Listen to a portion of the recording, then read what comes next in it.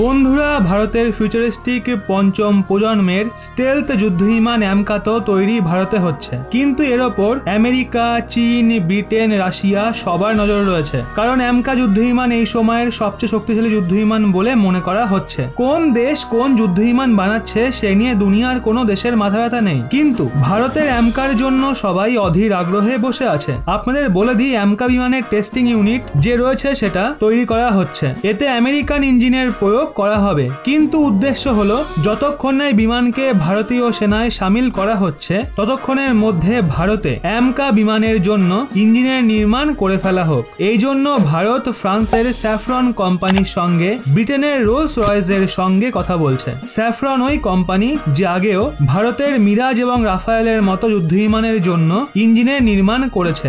ভারত অ্যামকা বিমানের জন্য ইঞ্জিনের নির্মাণ মেক ইন ইন্ডিয়া প্রজেক্টের দরুন করতে চাইছে, এবং এর জন্য স্যাফরন এবং রোলস রয়েস ভারতকে অনেক বড় বড় অফারও দিয়েছে। অ্যামকা বিমানে প্রয়োগ করা ইঞ্জিন নিয়ে এখনো ডিআরডিও তরফ থেকে সহমত পোষণ করা হয়নি। অবশ্য এতে ব্যবহার করা ইঞ্জিন প্রচন্ড শক্তিশালী হতে হবে। এতে ব্যবহার করা ইঞ্জিনের জন্য কমপক্ষে 110 কিলোনিউটনের থ্রাস্ট জেনারেট করা অত্যন্ত জরুরি। আমেরিকা আগেই অ্যামকা যুদ্ধবিমানের জন্য অনেক বড় বড় অফার দিয়ে দিয়েছে, কিন্তু আমেরিকান ইঞ্জিনে একটা অনেক বড় সমস্যা হলো এটা কম ক্ষমতা সম্পন্ন ইঞ্জিন ছিল।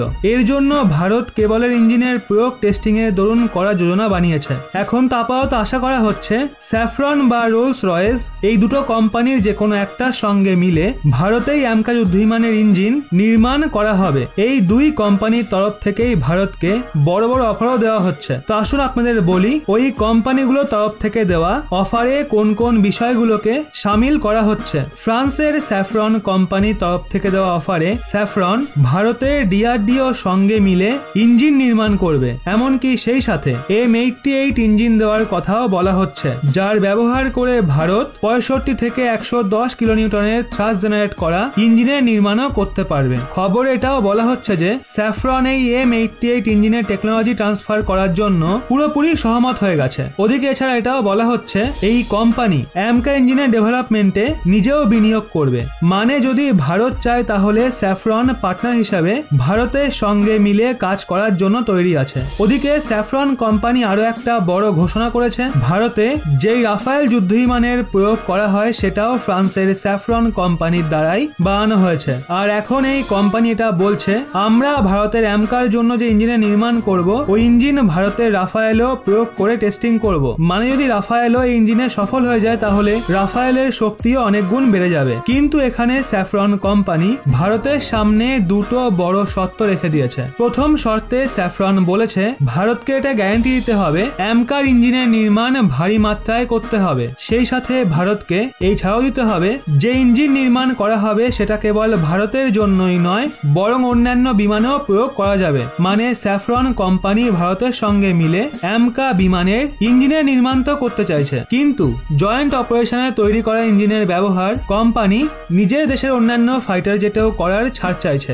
অপরদিকে ব্রিটেনের রোলস রয়েস কোম্পানি যে এখনো পর্যন্ত ভারতের অফারকে অ্যাকসেপ্ট করতে অস্বীকার করছিল, আর রোলস রয়েস ভারতের সঙ্গে মিলে ব্রিটেনেই ইঞ্জিনের নির্মাণ করতে চাইছিল, কিন্তু এখন রোলস রয়েসও অ্যামকা বিমানে ব্যবহার করা ইঞ্জিনের নির্মাণ নিয়ে অনেক বড় কথা বলে দিয়েছে। রোলস রয়েসের অনুসারে অ্যামকা বিমানের জন্য একদম ফ্রেশ ইঞ্জিনের নির্মাণ করা হবে, যার নির্মাণ এখনো পর্যন্ত কেউ করেনি। মানে রোলস রয়েসের দ্বারা বানানো আগের কোনো ইঞ্জিনের টেকনোলজি অ্যামকা বিমানের ইঞ্জিনে প্রয়োগ করা হবে না। সেই সাথে রোলস রয়েস এবং ডিআরডিও মিলে অ্যামকা বিমানের ইঞ্জিনের নির্মাণ করবে, আর তার উপর পুরো ভারতের অধিকার থাকবে। মানে ভারতের অনুমতি ছাড়া রোলস রয়েস ইঞ্জিনের ব্যবহার কোনো ফাইটার জেটে করবে না। দেখা হলে রোলস রয়েস এবং স্যাফরন দ্বারা অনেক মিলিত অফার ভারতকে দেওয়া হয়েছে, কিন্তু রোলস রয়েস ভারতকে এই স্বাধীনতাও দিয়েছে তাদের ইঞ্জিনের ওপর সম্পূর্ণ অধিকার থাকবে। ওদিকে অন্যদিক থেকে স্যাফরন কোম্পানি নিজের বেশি ফায়দা দেখছে। খবর অনুযায়ী রোলস রয়েস এবং স্যাফরন